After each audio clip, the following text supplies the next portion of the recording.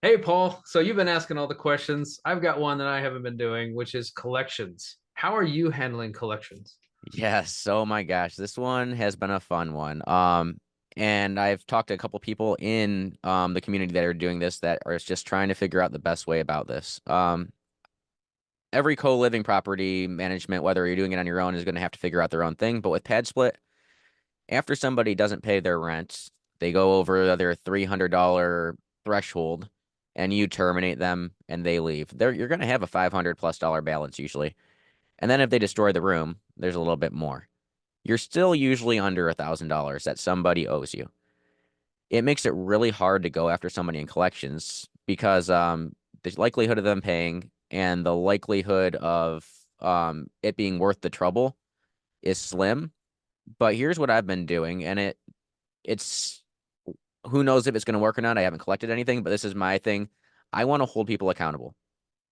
If it costs me a little bit more to do so, um, so be it. My thing is Padslip will chase down, what I say chase, call, email, hit in the messenger, try to get somebody for 7 days after. That's all that Padsplit does for you. After that, it's up to you. So you can request from Padsplit a packet, which gives you a CSV file of all the charges for that person, what they owe, what that member owes, their ID, any kind of information, email, phone number, which you already have in there. But it all gets put together in a packet for you. Um, and from there, and I haven't followed this to the T, but if I'm getting responses from that member for the next 7 days, I'll follow up with them and try to get some sort of a payment plan done. Surprisingly, this has been 3 times so far. And before I even went to Padsplit, somebody broke lease, which I used to have leases in my old rent by the room.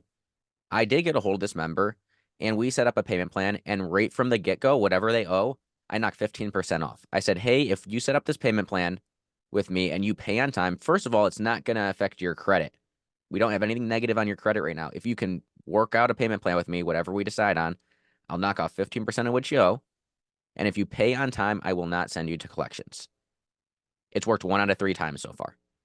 But they actually paid off. I took what they owed, and because they're living somewhere else, whether it's they had to move and they had to leave early, or they owe you money and they're probably don't have a lot of money, I tried to split whatever they owe by 4 times, and that's what I offer first. So it might take, and I mean splitting by 4 times. So if they're paying by week, I'll split it a quarter of what they owe, like per week. If they were paying by month, I split it 4 times. They're paying 25%, essentially making their rent 25% of what they used to be paying. Um, so I try right from the get-go to give them a payment plan instead of being like, you owe me this now or I'm sending you to collections. That's likely never going to work. If you give somebody an option to get a discount and make a payment plan with you, there's a better chance that they're going to work with you on that. Hmm. I I will say on top of that, the next person, so one time it worked, the very first person worked great, paid on time, never had an issue. Um, and I even signed a little contract with them and have them docu-sign it saying this is the payment plan. This is what will happen if you don't. We're going to send you collections. So yada yada yada. The next person, I got to the point where I sent the contract out. We were having communications. He agreed to it, but never signed it, never paid. So at that point, I'd usually give it 7 days. That one I ended up 10 days down, and I sent him to collections. I never had collections or anything lined up before that, and the threat worked. So then I'm like, crap. Now I got to figure out where the heck I'm going to send him. And am I going to send him? Because I said I was going to. So now I'm thinking I got to hold this guy accountable. And this is where I'm asking the whole audience. If you have a nationwide collections agency that does not charge you an upfront fee to open collections, please send them to me. I found one that's nationwide, and it's Debt Collectors International. They want to charge you $250 to open up a case.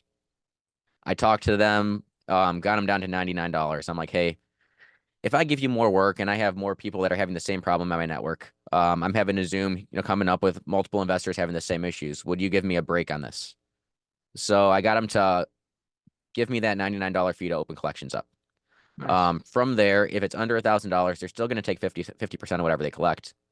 If it's over $1,000, they take 30% of whatever they collect.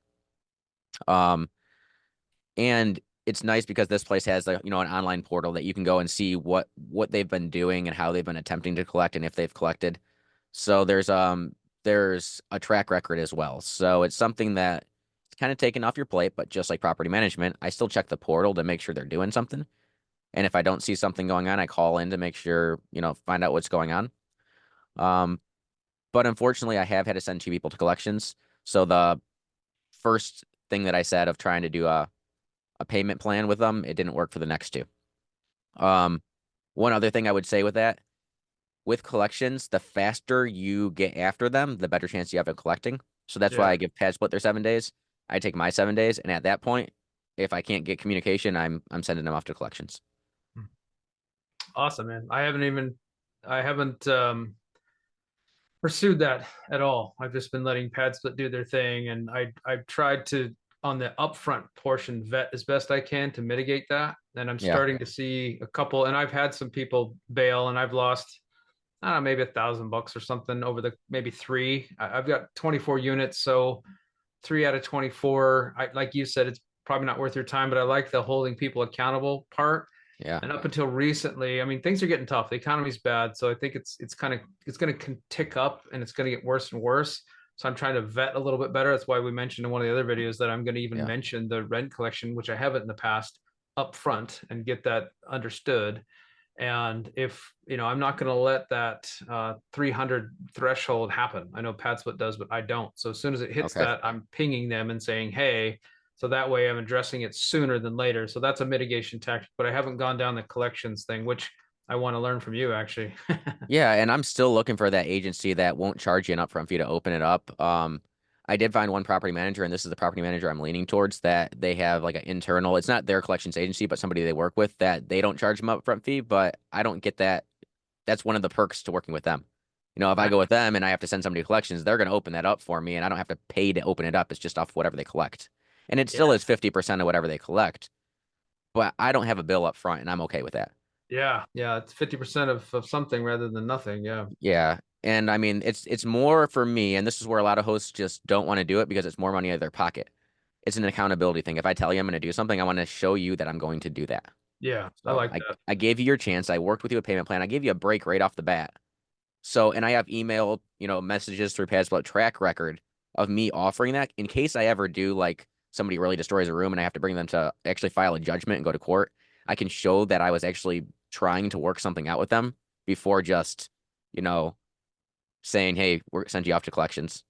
I've heard that actually goes a long way. I don't know if it's true or not, but I've heard that from other people where you've tried to work with them, you've Mhm. contacted them, you have it documented, right? That kind of thing. Insert like in my market, I don't think that's necessary, but in other markets where they're more tenant friendly than landlord friendly, I think that goes a long way. Yeah.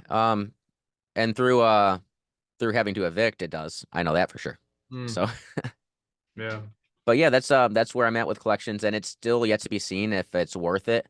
I mean, I hope I don't have to deal with it often because if it's $100 a pop and it happens too often, that's going to start to add up.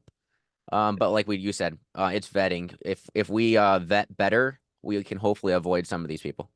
Yeah, I'm trying to categorize like over time when these happen, like what were some of the traits, if I can even document, just like I was mentioning in another video about how marketing with the Amazon and how they did their structure, they just eliminated and found the best one. Over time, you're going to see common denominators. So hope that's the hope anyway of Yeah. people that say skip out and then bail at the end. And I don't know what those common denominators are, and I know that's generalizing, but so my plan is anybody that's behind and they're in that 300 range, I just ping them immediately and try to get that taken care of as soon as possible. So Okay. Yeah, well, that was a quick one. Thanks for shooting a question out at me. And I do want to cover one more topic, and that is insurance. So we'll hit that in oh, the next video. awesome.